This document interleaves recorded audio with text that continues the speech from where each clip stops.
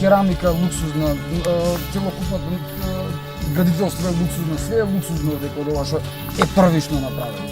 Тоа е првиот пат. Пелагонија знаеме колку е битна до ден денеска.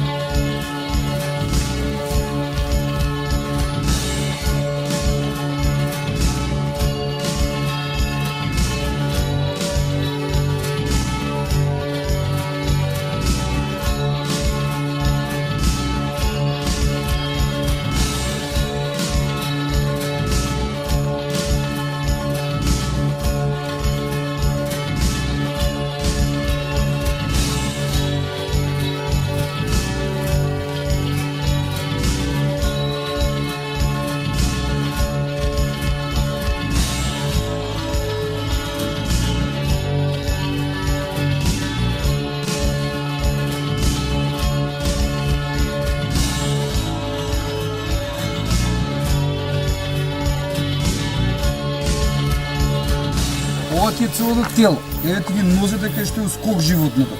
Бутот. И навади. Значи еве ти го целото торзо него.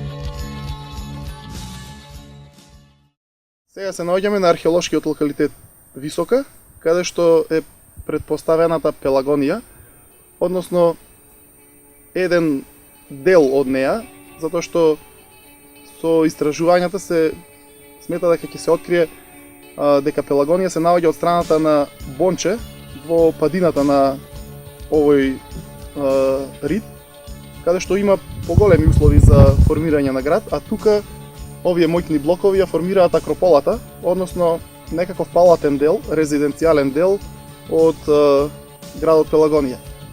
Археолошкиот локалитет Висока го има во археолошка карта на Македонија. Во 2003 или 2004 година тим на Филозофски факултет врши рекогносцирање на овој терен и се утврдува дека на врвот Ќаве, како што е познат во околината, кај местното население, или во археолошка карта и на топографски карти како Висока, се детектираат блокови од овие големи раноантички блокови кои што е градена тврдината, се детектираат по распаднати по падините. При што се сваќа дека станува збор за нешто многу посериозно отколку што е напишано во археолошката карта и дека си бара истражувања за да се утврди за што станува збор. Веќе во 2005 година формиран е тим, раководен од професор доктор Виктор Лилчик, моментално директор на Управата за заштита на културно наследство, и се вршени истражувања. Тоа се првите официјални истражувања извршени на локалитетот Висока. Истражувањата не траат долго, затоа што тимот е сместен во најблиското село, Крушевица. Качувањето траеше тогаш 4 часа, со опрема потребна за истражувања. 10 дена беа максимумот кој што тимот можеше да го издржи. Наредните истражувања се организирани во 2007 година, исто од страна на Филозофски факултет, повторно раководител е професорот доктор Виктор Лилчик. И тогаш, за разлика од 2005-та, направен е логор на самиот локалитет и тука се престојуваше. Таа кампања траеше, експедиција, 13 дена. Исто со тие истражувања се дојде до податоци кои што ги потврдуваа претходните и ги прошируваа. после 2007 година не се вршени истражувања од таков обем. Наредните истражувања се овие. Во 2014 година стратегијата е променета, планирано е поголема екипа да престојува, со помош на армијата на Република Македонија, направен е логорот, експедицијата таму престојува, оваа година некаде од прилика од 27-8 дена.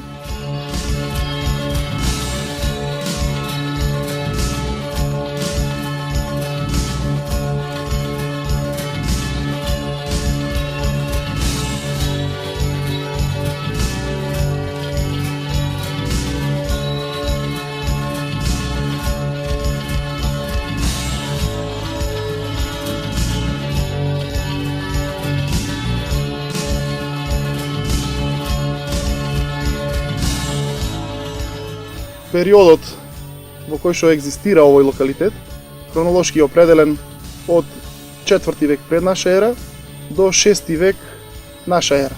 Бил населуван и имало живење и измеѓу тие два моќни хоризонти, ама нив ги споменуваме како најмоќни хоризонти на населување, кои што се констатирани и преку монети и преку градбите кои што ги утврдивме со ископувањата на терен.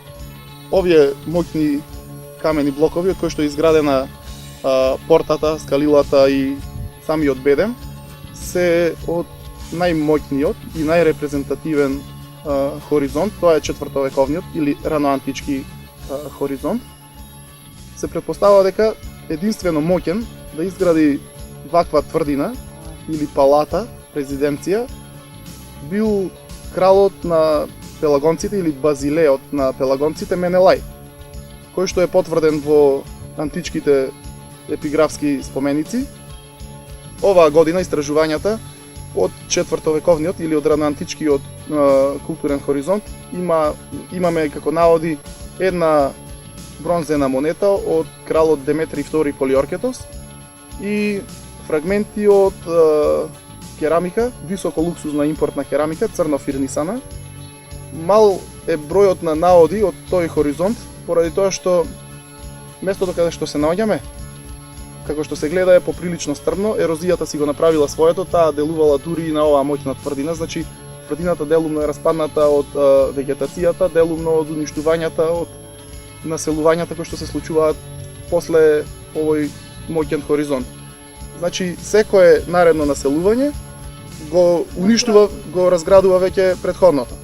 Имаме констатирано во овие истражувања еден раноантички зид во внатрешноста, затоа што оваа година истражувањата се планирани се одвиваат како контролен ров пред портата и кон јужната страна на монументалниот бедем, за да се утврди начинот на кој што е фланкиран бедемот врз Карпата, што го утврдивме, начинот на градба, тоест опусот на градба на раноантичката тврдина, и да се види пристапот до оваа влезна порта.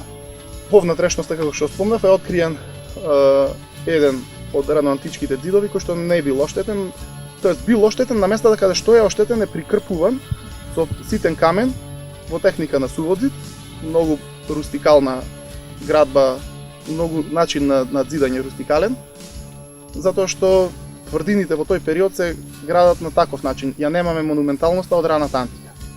Од тој 6 век, моќен 6 век наша ера, имаме поприлично голем број на наоди, како керамика, така монети, затоа што тоа е веројатно, макар што може веќе да се каже и со сигурност, последниот хоризонт на живење.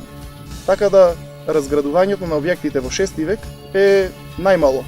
Разградувањето нивно се врши само со ерозијата и со вегетацијата која што е екстремно бујна. Во јужниот дел од овој коридор, влезна партија, констатирана е една просторија интактна од 6 век, која што беше исчистена од рушевински слој, се стигна до подно ниво, беше потврдено подното ниво со монети, што извонредно го детерминираат хронолошки тој објект, така да со сигурност ја знаеме го знаеме периодот во кој што екзистирал, односно во кој се срушил по натамошните анализи на материјалот, како керамички, така и на останатиот материјал, пронајден во таа просторија, ќе донесат податоци и за просторијата, а и претпоставуваме за целокупната населба од тој период кој што бил изграден врз целото плато на Акрополата и на подградието кое што заедно со Акрополата опфаќа некаде околу 2 до 2,5 хектари.